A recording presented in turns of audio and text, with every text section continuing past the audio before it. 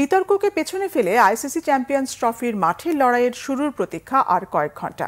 নিরাপত্তা ইস্যুর ধোয়া তুলে আয়োজন নিয়ে বিতর্ক, ভারতের জার্সিতে স্বাগতিক পাকিস্তানের নাম না রাখার চেষ্টা, পাকিস্তানে কোনো ভেন্যুতে ভারতের পতাকা না রাখা, ভারত পাকিস্তানের রাজনৈতিক বিরোধ ক্রিকেট মাঠে কতটা প্রভাব রাখছে 2025 চ্যাম্পিয়ন্স ট্রফি যেন তার এক মূর্ত প্রতীক।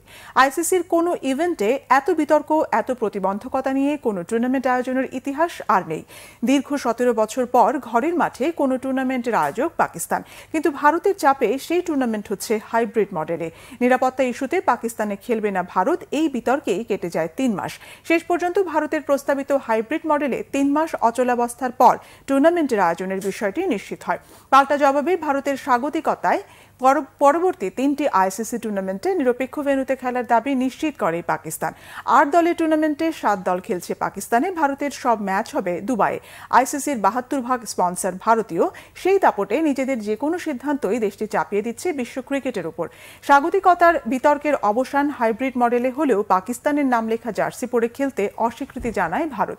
যদিও আইসিসির হস্তক্ষেপে 1.5 মাস পর এই সমস্যার সমাধান হয় এবং পাকিস্তানের নাম লেখা জার্সিতেই খেলতে বাধ্য হয় ভারত।